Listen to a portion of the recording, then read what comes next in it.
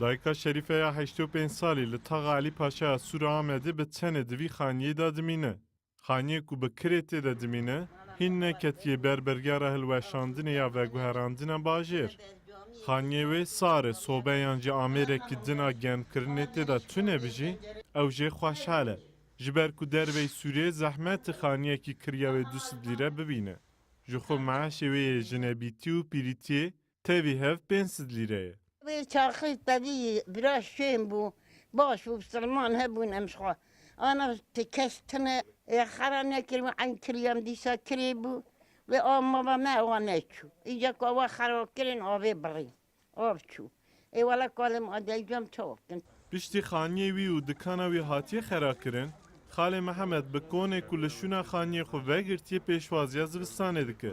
Li gor wî kon ji 41,000 lîreyê ku ji bo bedela dikan û xaniyê wî didin çêtir e. Sê mezede bîna mixira kirin, dayra mixira kirin, dikana mixira kirin.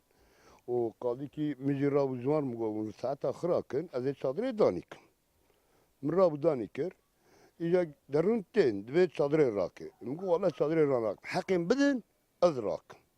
Wê daye 41 milyar pere destê min. 41 milyar min got werin tuwaletî wê pê çêkirse, baba ez razî me. Di çarçoveya veguherandina bajêr de bi biryara Wezareta Bajarvaniya Tirkiye, ji meha gulana 2017 ve li taxên Alî Paşa û Lalebegê 86 avahî hatine hilweşandin. Bi hezaran niştecihên van taxan jî bêyî dilê wan hatine koçberkirin. Xaniyê me xera kirine û xaniyê me çî kirin em pir perîşan bûne. Em sê mal tê de ez û du gedekê me bû û çar em çûn ketin daîrê bi dinî ma em rezîl bûne. Hadi tişki kıymetsiz daime emciler şirketin dahili hadi vekil bir mesrafa xo emnikan yani ve mesrafa dahili bidir.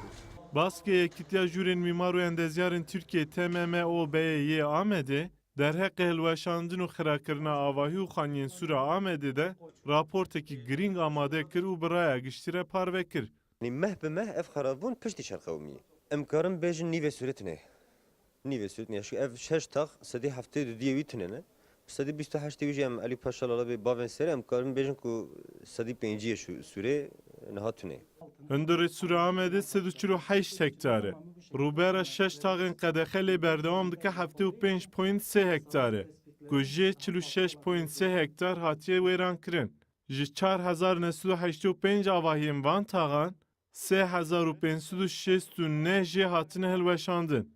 Ku 334 jê avahiyên dîrokî bûn. Serkanînce Ruda û Amed.